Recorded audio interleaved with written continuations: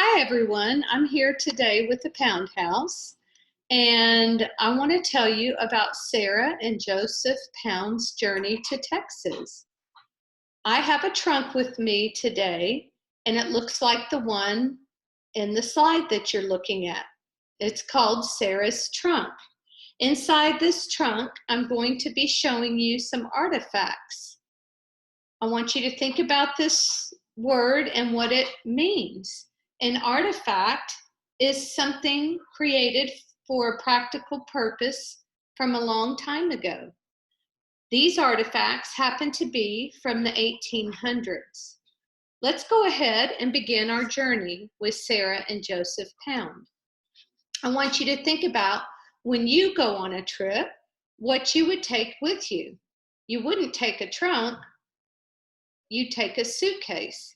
But during this time period, they had to think about only practical things that they could take with them, only necessary items. Think about that for a minute. What would you take if you had to move somewhere else and had to pick only what could fit inside of this trunk that you see? Now, who were Sarah and Joseph Pound? They married on a plantation in the state of Mississippi in 1853.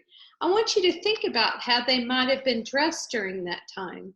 This slide shows a picture of Dr. Pound and Sarah Pound in the lower right-hand corner.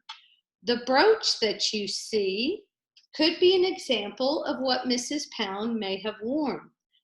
What I'm showing you now is a pair of gloves with a brooch that she may have worn. Now, the tall beaver hat that you see, we thought at one time Dr. Pound may have worn on his wedding day. However, we later found out that this was Mrs. Pound's riding hat made out of beaver skin. Now, during this slide, when I tell you about certain items, I want you to think about it. If you ever visit the Pound House, which I hope you will, that you'll look for some of these items there. Now, instead of going on a honeymoon, Dr. Pound and Mrs. Pound set out to move to the wide frontier of Texas. I want to show you something from that time that we think could have been like our modern day bumper stickers. This is what he could have had on the back of his wagon traveling to Texas. Think about what that could stand for. GTT. Can you think about what that could stand for? And why the Pounds would want to have something like this on their wagon to tell people they were moving to Texas? Yes, it represents gone to Texas or going to Texas. Now, as they traveled to Texas, they were going to be a settler. And a settler is a person that is born in one place and decides to move and settle somewhere else. That is what the Pounds are going to do, moving from Mississippi to our hometown, Dripping Springs, Texas. On their journey, we're not exactly sure which way they traveled, but we know they could have come one of two ways. They could have come overland. I want you to look at the map, traveling from Mississippi over the Mississippi River all the way to Austin and then Dripping Springs. They would have had to ferry across Mississippi and then take oxen or mules on their journey with wagons here. Another way they could have traveled was traveling south through Louisiana to New Orleans, and then they would have had to take a ship to Galveston, then get a wagon, horses, and travel to Dripping Springs, or perhaps a stagecoach. This shows you the possibility of what it looked like back then. Look at the top picture, traveling over land. It was not easy. The slide at the bottom shows the inside of the wagon. Once again, remember they only took what they had to have to go to a new place. You can kind of see some of the items, their clothes, a chair, a spinning wheel. Now, the only people that would have ridden in a wagon would have been infants, the elderly, or somebody sick. The journey from Mississippi to Texas would have taken them about 1.5 months. Think about that. Today, we could do that in a couple days. Some people, maybe even in a day. Now, along the way, they could have encountered many obstacles.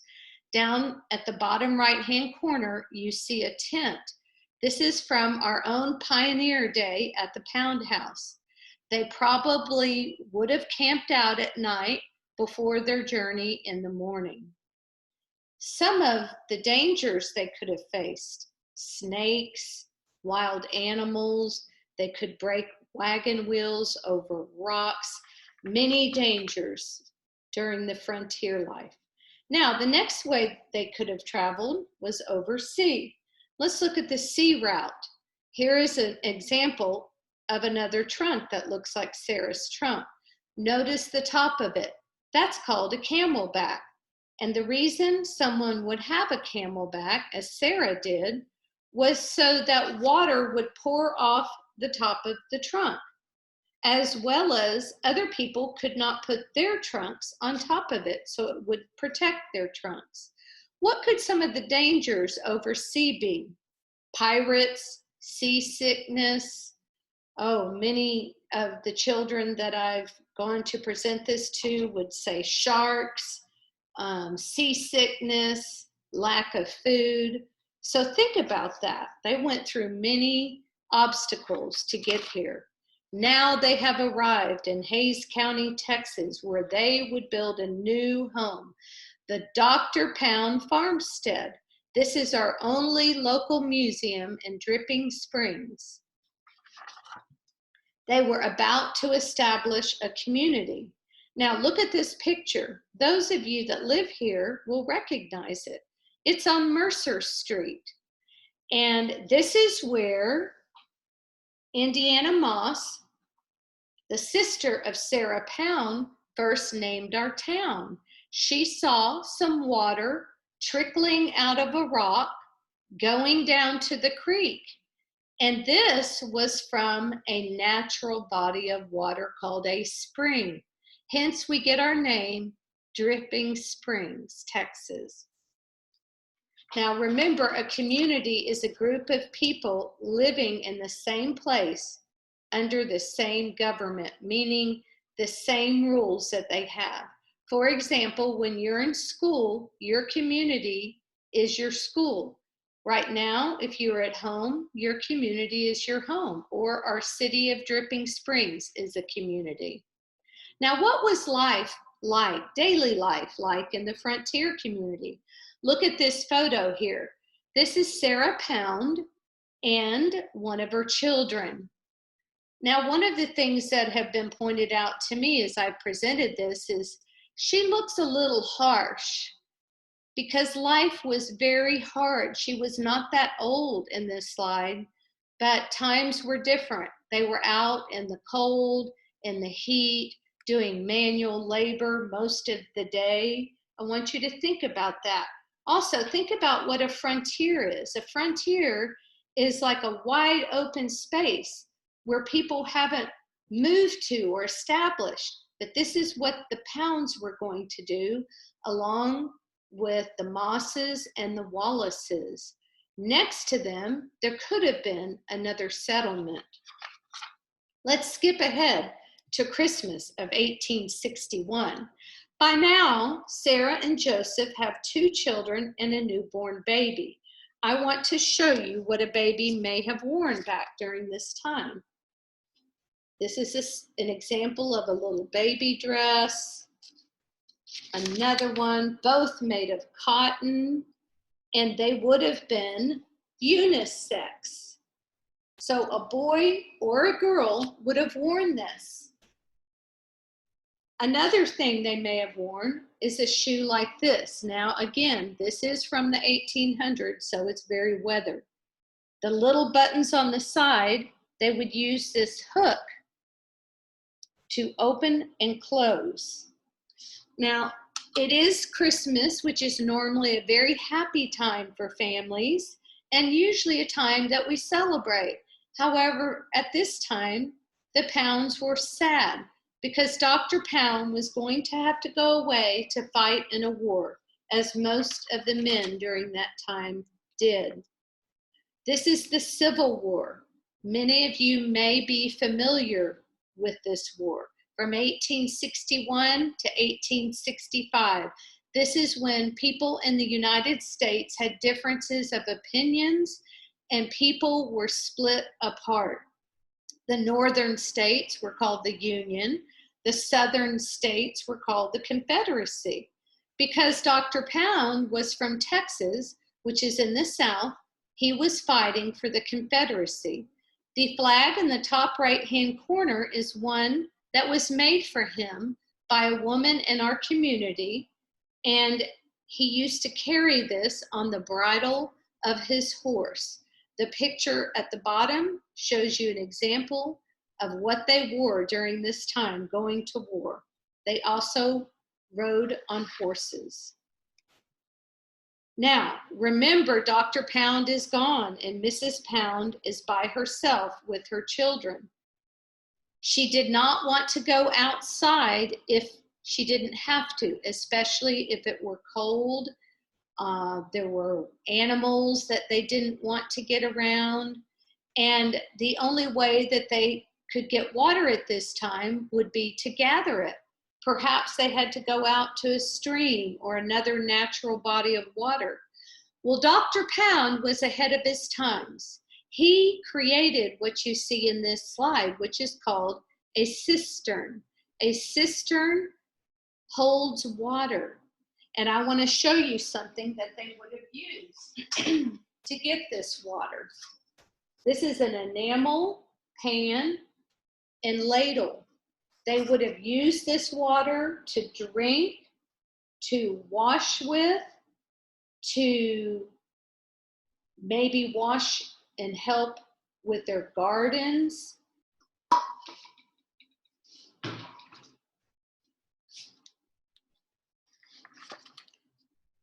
Dr. Pound returns from the war, and the war is over.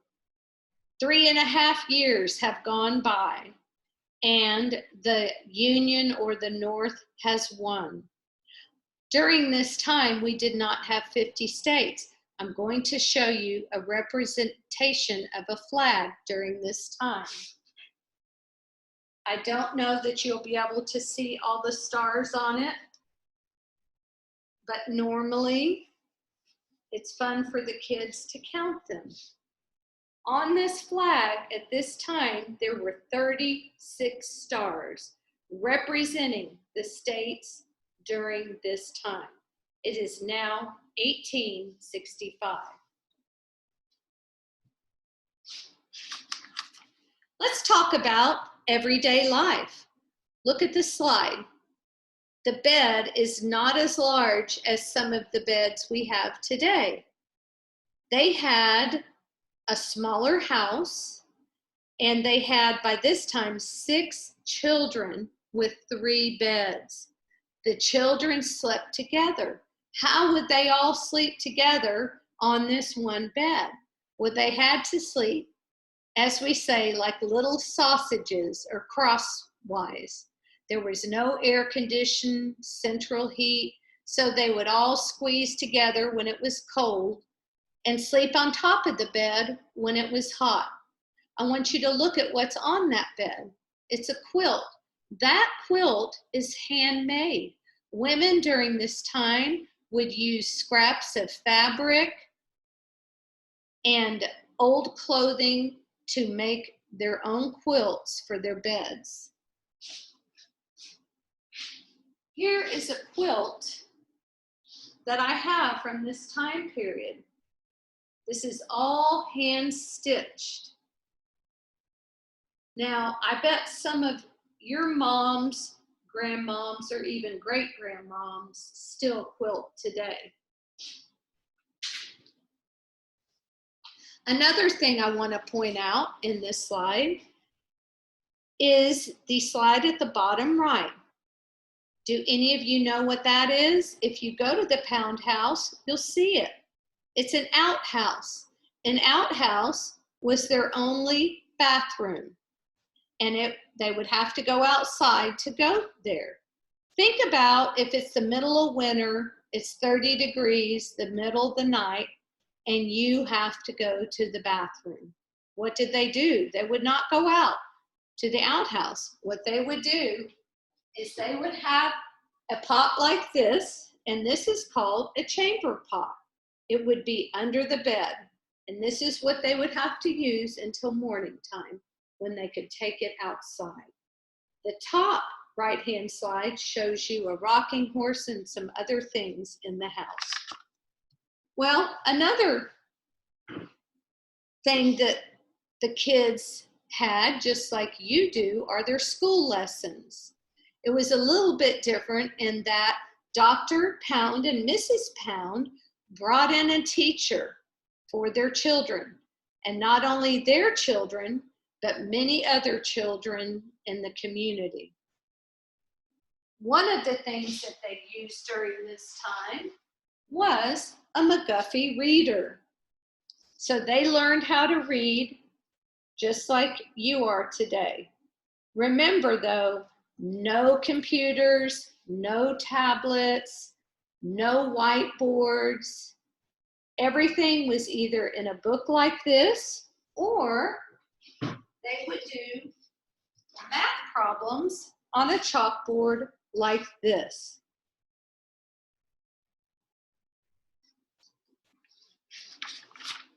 The next thing that they had, they would make their own clothes. Look at the slide in front of you, and it shows you a woman weaving. What did they make their clothes out of? They made them out of cotton, for one. Let me show you some cotton. This is actually a large bag of cotton. And here's one that's a little bit closer that you can see. Now, inside this cotton are seeds. And to get the seeds out, to create the threads that they needed, they would have to use their cotton cards. These cotton cards looked like this.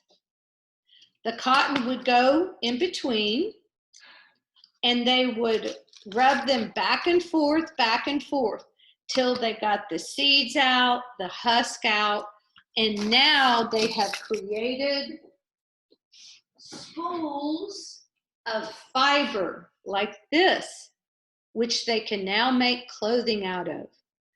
Another thing that they might make clothing out of for the winter time would be wool. They would get that wool from sheep. Wash day. Wash day was a long day, a hard day. Think about how you wash your clothes today. And I bet some of you help your dad, your mom, whoever is doing the clothes in the house. Well, they did not have electricity. There were no plug-in irons. So what they did have was an iron like this. You would heat it on a stove or perhaps just a fire to take the wrinkles out of their clothes. The other item I want to show you is this. It is a washboard, a piece of clothing, and they would take this and scrub as hard as they could, and they'd have a big pot of water over a fire. Once they got their clothes clean, they would then put it in another pot to rinse it, and then they would hang it to dry. The washboard you can see there in the background. Down at the bottom is a wooden clothespin that I'm going to show you. Here are some wooden clothespins that they used to use to hang their clothes. Now, one of the challenges of this time was they would do this all day long. Now, I know you can't lift this as I am, but it is very heavy and it would be very hot. If, for example, after they washed their clothes and hung them to dry, ashes from the fire got on them, then they would have to begin the process all over again. Think about that. You wouldn't have to go to the gym anymore because you're using your muscles all day long.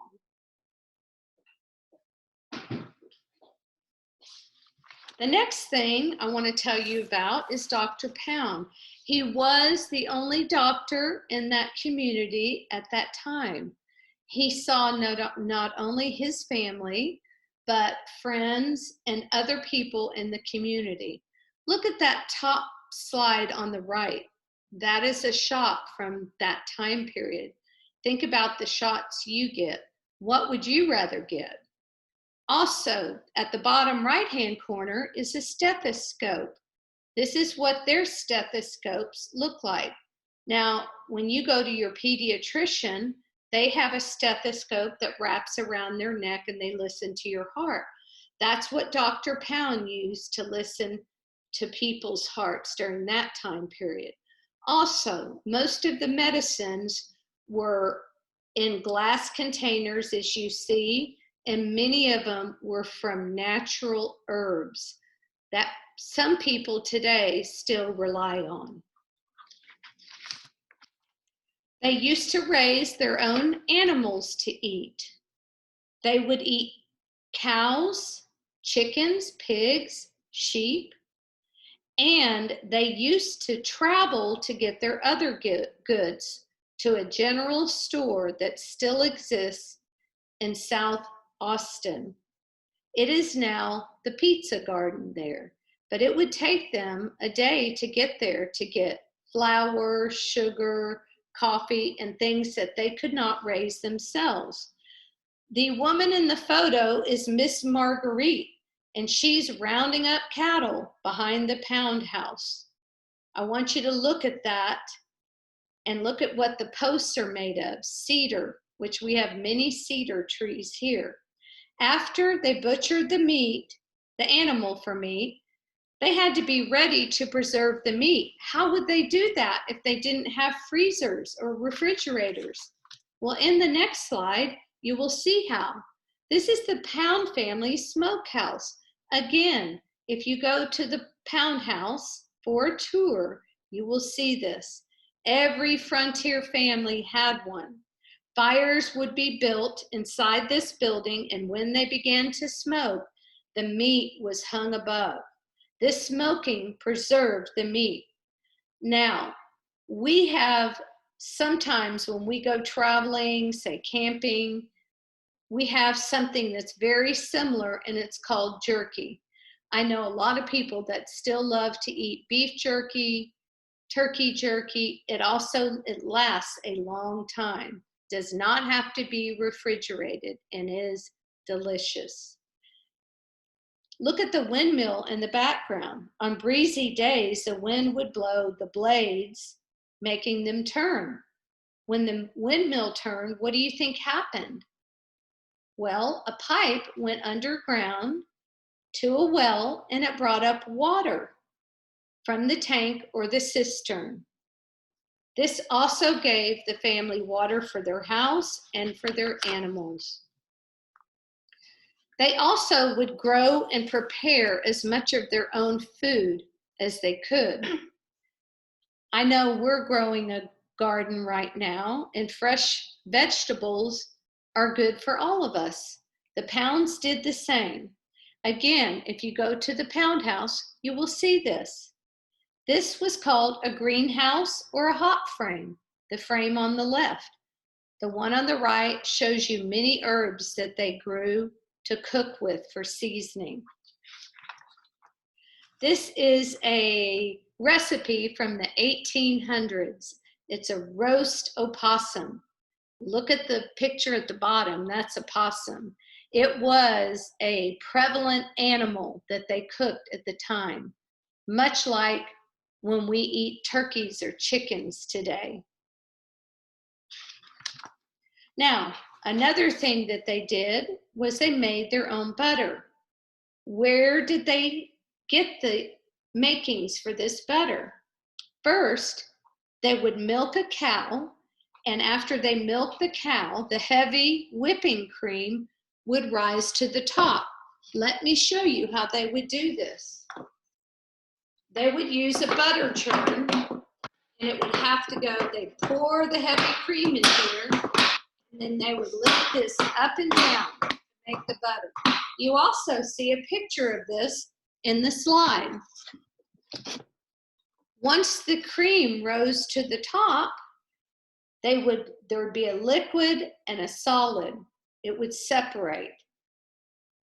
The liquid was called buttermilk, which they used in many recipes, cakes, biscuits, pancakes, many of the things that you still like to eat today. The solid would be the butter. To get the rest of the liquid out of the butter, they put it between these butter paddles, and they would squeeze the buttermilk out.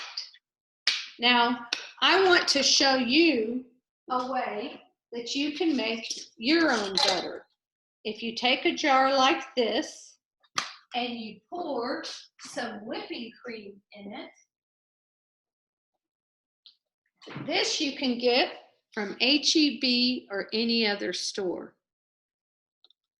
You pour the heavy whipping cream in here because it is the heavy cream from the milk that makes butter. That's what they would put in the butter churn, only the heavy cream. And then you shake this. Now, I'm not going to do the whole time because it would take 10 or 15 minutes, but it shows you if you keep shaking this, it'll turn into whipped cream and eventually butter. So I want you to try this at home. It's delicious. Now, the picture at the bottom is of a little bit updated churn that they then made into a ceramic type churn. And the reason they did this, it helped to keep the butter cold much longer. Well, what about recreation? I know there are lots of games that children like to play today. One of them in the slide, we still see kids playing today. Jumping rope. Another one is marbles. And here is a jar of marbles. Some of you may know how to play this game. The one that you might not know is in the bottom right-hand corner. If you go to Pioneer Day at the Pound House, you'll see this game. It's a big wooden loop and it has a stick. And the boy there is racing it across the field. It's hard to balance it like this, but they would have races. And if it falls over, then you have to start again and race your opponent. So they had a lot of fun with this game. Another area of recreation was musical instruments. I know some of you like to sing and play guitar and even piano. Well, that is the piano at the Pound House. And there were no TVs, no radio, no games on computers, no phones. So what they would do in the evenings is they'd get together, tell stories, read books, play the piano, and sing songs together. Frontier families loved music. Now, this is a picture of some of the Pound family descendants. Dr. Joseph and Sarah Pound had 9 children in all. Their granddaughter, Marguerite Cabot, daughter of Georgia Pound, was the last descendant to live in the house. A person that's a descendant is a person from a special or specific ancestor or offspring. This home was donated to our community, Dripping Springs, in 1983 to become a museum.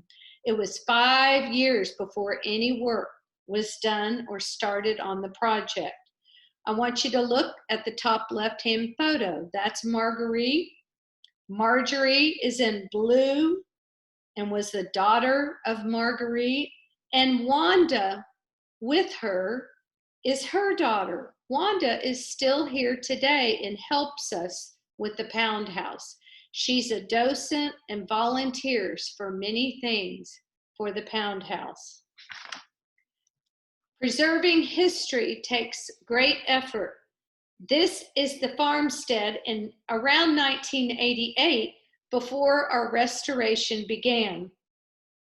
It's important that we save historic places because it's the story of us if we had been born a little bit earlier. It helps us to learn facts and timelines. It helps us to use our imagination and think about what it was like for people of another time, what their choices were, and how it impacts us today. Can we learn anything from that? Now, let's look at what the Pound House looks like today. This is what it looks like if you go to tour it. This is the result of many people volunteering, giving donations, and helping out. If you tour the Pound Farmstead today, you will see what the children look where they go, which is this breezeway here. Some of them are in pioneer clothes as well. This is a special landmark at the Pound House. Texas gives special historical places this mark.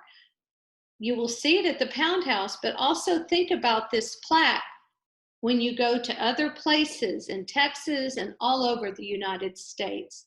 It signifies that this was an important place in history. Keep history dripping. These are some pictures again from the past and the present. I hope you've enjoyed this presentation, and I hope you get to go to the Pound House soon.